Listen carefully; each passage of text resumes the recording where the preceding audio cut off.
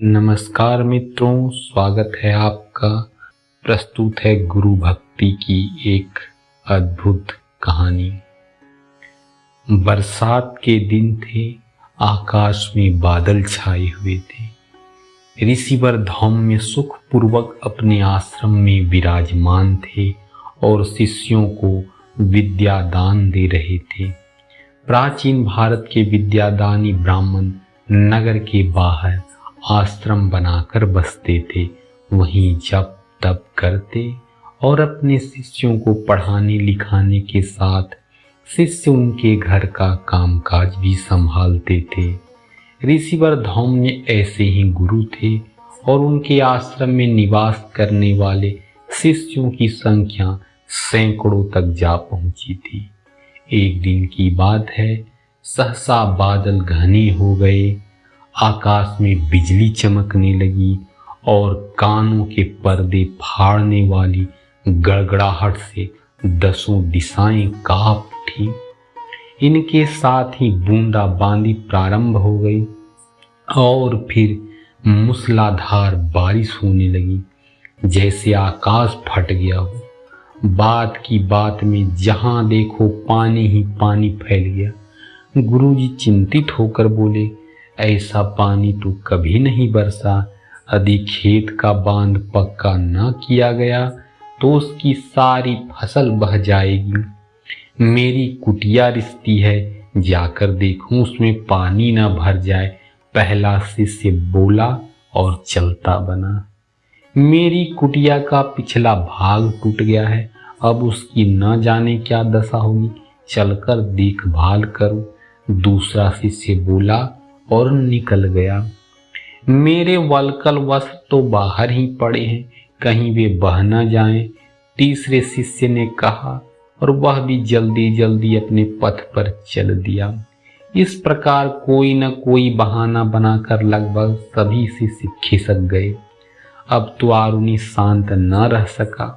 वह उठकर खड़ा हुआ और बोला, मुझे आज्ञा दीजिए, मैं जाता हूँ और बांध पक्का कर देता हूँ। गुरुजी ने आज्ञा दी, तुम ही जाओ, परंतु इतना याद रखना कि बांध कच्चा न रहने पाए, परिश्रम भले ही अधिक करना पड़े। गुरु के शब्द सुनते ही आरुणि दौड़ते हुए खेत पर गया तो देखा कि बांध एक ओर से टूट गया है और उसके रास्ते खेत का पानी क्षण भर के लिए भी नहीं रुक रहा। वह बांध को मिट्टी से भरने की चेष्टा करने लगा और इसके साथ ही मानो उसके तथा पानी के बीच युद्ध छिड़ गया। पानी कहता था कि आज छोड़, कल न बरसूंगा, और आरुणि कहता कि बांध कल नहीं आज ही पक्का करूंगा। परंतु आरुणि की एक भी नहीं चल रही थी। आरुणि जब मिट्टी का एक लोंदा लाकर उस रिक्त स्थान पर रखता और दूसरा लेने जाता, तब तक पहले वाला लोंदा पानी के बहाव में बह जाता था। आरुणि क्या करे, कैसे गुरु की आज्ञा का पालन हो, कैसे बांध पक्का बने, कैसे खेत का पानी रुके। क्या वह वर्षा से हार मान ले और खेत का पानी बह जाने दे? परंतु आरुणि यह मानने वाला नहीं था। जब उसे कुछ न सूझा तब उसने वर्षा पर विजय पाने के लिए बिल्कुल नया अनोखा उपाय सोचा। वह स्वयं उस टूटे हुए बांध पर लेट गया। अभिप्राय यह कि उसने मिट्टी के बांध के स्थान पर हाड़ मास का बांध बना डाला और हाड़ मास के उस जीवित बांध के सामने वर्षा को हार माननी पड़ी। खेत के बहते हुए पानी को रुकना ही पड़ा। जब दूसरे दिन प्रातः गुरुजी ने शिष्यों को पढ़ाना आरंभ किया तब उन्हें आरुणि नजर नहीं आया। आरुणि को न देख गुरुजी चिंतित हुए और बोली, आज आरुणि दिखाई नहीं दे रहा है, कहाँ गया वह? कल संध्या समय खेत की ओर जाता दिखाई दिया था। पहला शिष्य बोला, अपनी कुटिया में पड़ा होगा, पढ़ने लिखने में उसका जी लगता ही कहाँ है, इतना दिन चढ़ाया और अभी तक सो रहा है। दूसरा शिष्य बोला, उसकी कुटिया तो सूनी पड़ी हुई है, काम चोर तो वह है ही, मैं समझता हूँ कल अवसर पाकर कहीं भाग गया होगा। तीसरा शिष्य बोला, परंतु गुरुजी कुछ न बोले। वह चुपचाप खेत की ओर चल पड़े। वहां पहुंचकर करुणा भरे स्वर में पुकारने लगे, आरुनी आरुनी, बेटा आरुनी। जब कहीं से कोई उत्तर न मिला तब गुरुजी व्याकुल होकर खेत में चक्कर काटने लगे।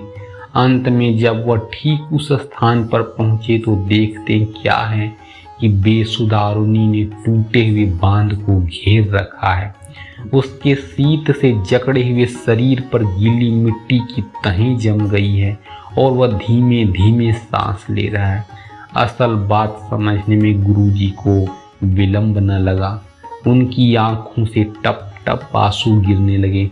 वह आरुनी को तुरंत आश्रम में उठा लाए।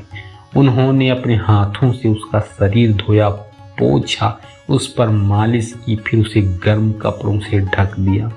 आरुनी थोड़ी देर बाद होश में आया। यह देखकर गुरुजी बहुत प्रसन्न हुए और उसके सिर पर हाथ फेरते हुए बोले, बेटा तुम्हारी गुरु भक्ति पर मुझे अभिमान है। मैं आशीर्वाद देता हूँ कि तुमको सारी विद्याएं प्राप्त हो जाएं।